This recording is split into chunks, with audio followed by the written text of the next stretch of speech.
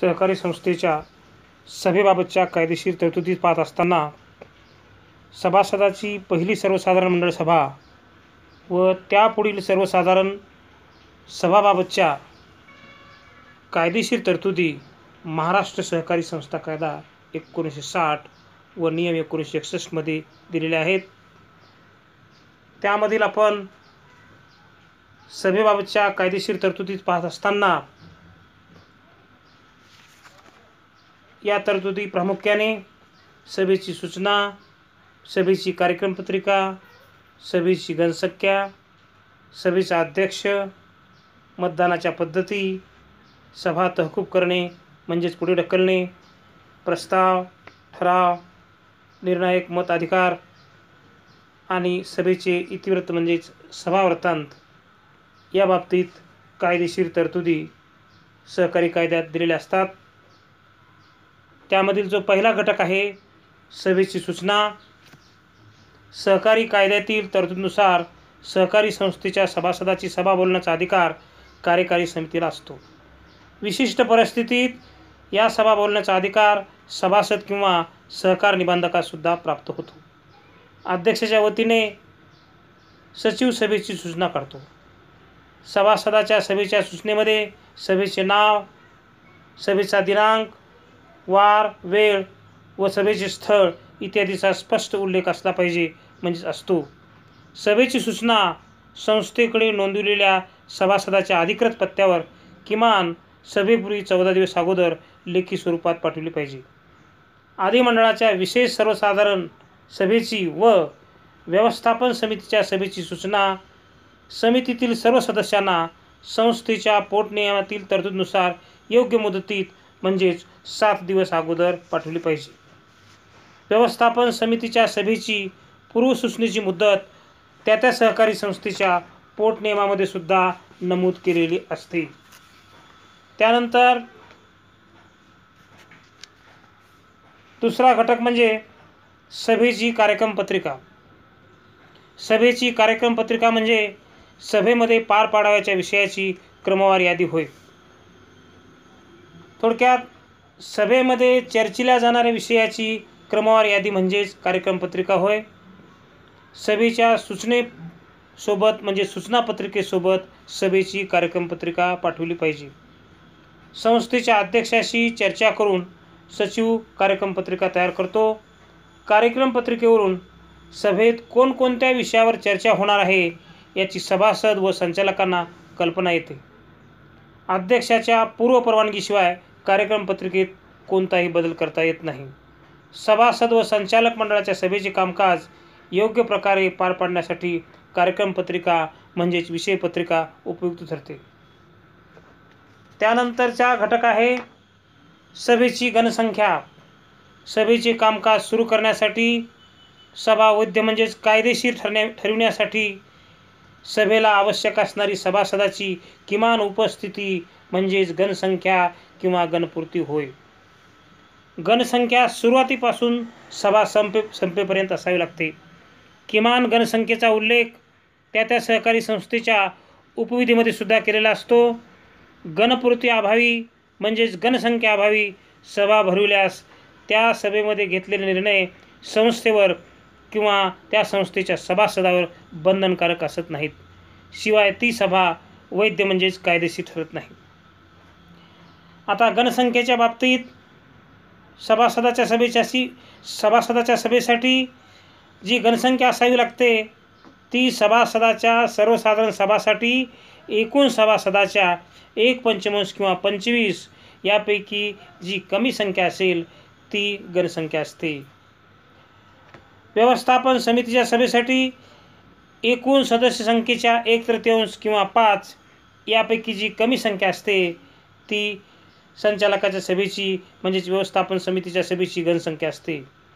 सभेचे कामकाज सुरू करण्यापूर्वी अध्यक्षाने पुरेशी घनसंख्या आहे किंवा नाही हे पाहणे आवश्यक असते. सभेसाठी पुरेशी घनसंख्या नसल्यास अशी सभा तहकूब केली जाते. 30 मिनिटे म्हणजेच अर्धा तास किंवा पोटनियमात दर्शविलेल्या वेळेपर्यंत वाट पाहण्यात येते. तहकूब झालेल्या सभेसाठी गणसंख्येची आवश्यकता नसते. तहकूब झालेली सभा केव्हा घ्यावी याबाबत संस्थेच्या पोटनियमात म्हणजेच उपविधीमध्ये तरतुदी केलेल्या असतात. त्यानंतरचा घटक आहे सभेचा अध्यक्ष. सहकारी कायद्यानुसार सहकारी संस्थेच्या होणाऱ्या प्रत्येक सभेला सभापती म्हणजेच अध्यक्ष असावा लागतो. सभेचा अध्यक्ष म्हणजे सभेचे नियमन व नियंत्रण करण्यासाठी निवडलेली व्यक्ती होय. सहकार कायद्यानुसार पात्र व्यक्ती सभेचा अध्यक्ष म्हणून निवडली जाते. सहकारी संस्थेचे अध्यक्ष हे सर्वसाधारण सभेचे व व्यवस्थापन समितीच्या सभेचे अध्यक्ष असतात. अध्यक्षाच्या अनुपस्थितीत म्हणजेच गैरहजेरीत सभेचे म्हणजे संस्थेचे उपाध्यक्ष सभेचे अध्यक्षपद स्वीकारतात. दोघेही अनुपस्थित असल्यास किंवा दोघेही गैरहजर असल्यास उपस्थित संचालक मंडळातील ज्येष्ठ व्यक्तीची अध्यक्ष म्हणून निवड केली जाते व त्यांच्या अध्यक्षतेखाली सभेचे कामकाज चालते. अशा रीतसर सभेचे सर्व नियम कायदेशीर सभेप्रमाणे पाळले जातात आणि हे पाहण्याची जबाबदारी सभेच्या अध्यक्षावर असते.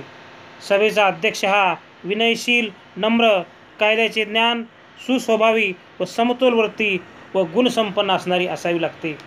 त्यानंतरचा घटक आहे मतदानाच्या पद्धती. सहकारी संस्थेच्या सभासदाच्या सभेमध्ये कार्यक्रम पत्रिकेतील विषयावर उपस्थित सदस्यांचे मतदान घेऊन निर्णय घेतले जातात. सहकारी संस्थेच्या कायद्यातील कलम 27 व उपकलम 1 नुसार सभासदाने कितीही भाग धारण केले असले तरी त्याला एकापेक्षा जास्त मताचा अधिकार नसतो. सभेचा कल आजमावण्यासाठी प्रस्तावावर मतदान घेतले जाते.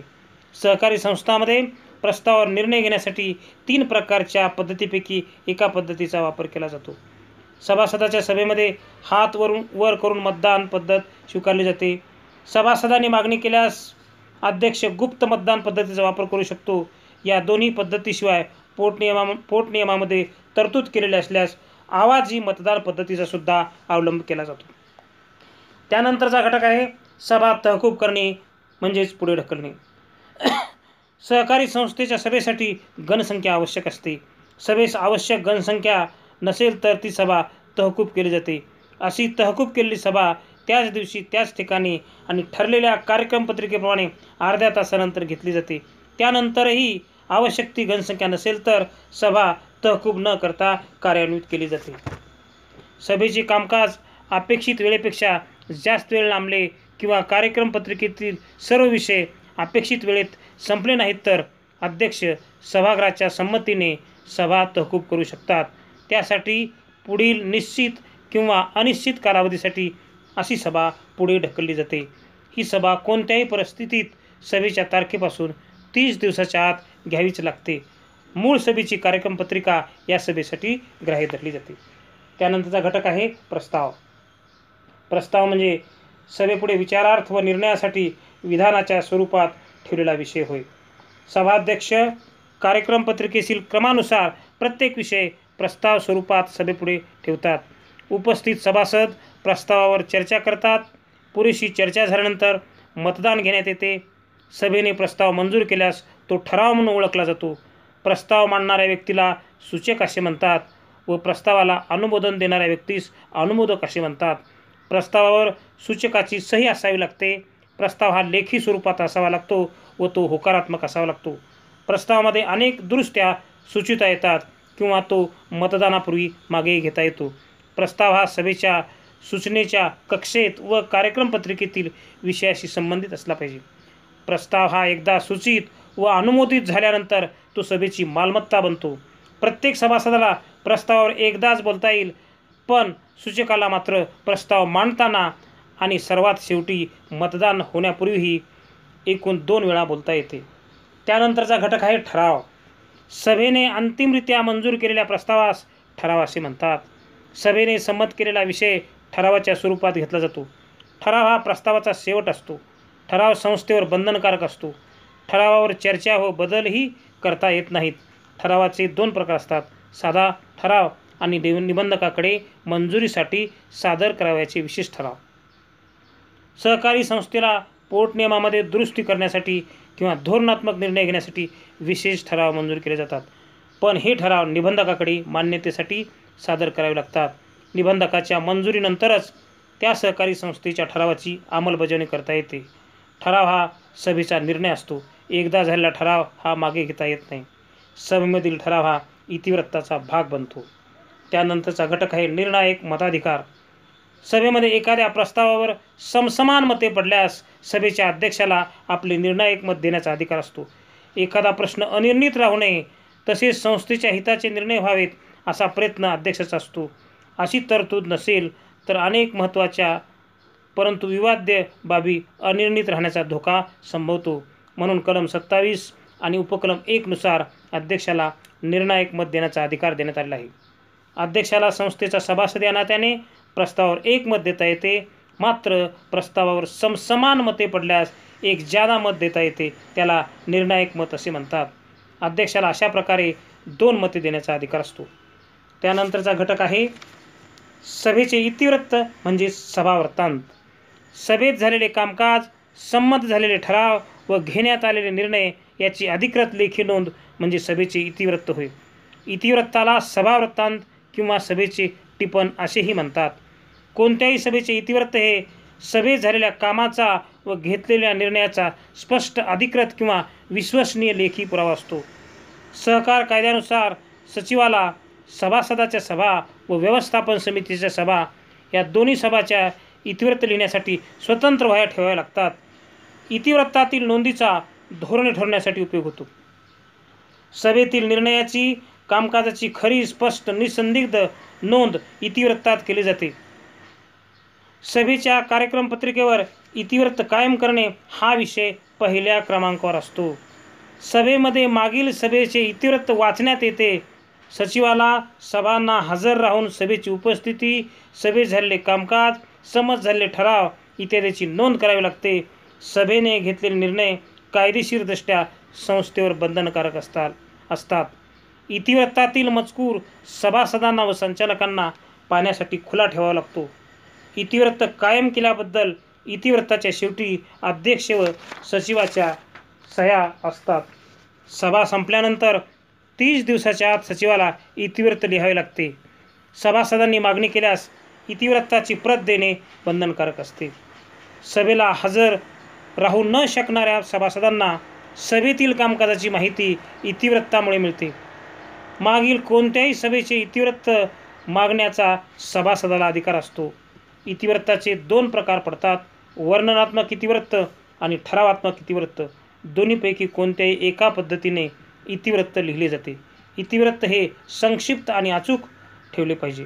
थोडक्यात सहकारी संस्थेच्या निरनिराळ्या सभा सहकारी कायदा, नियम व उपविधीच्या अधीन राहून नियमानुसार पार पाडाव्या लागतात.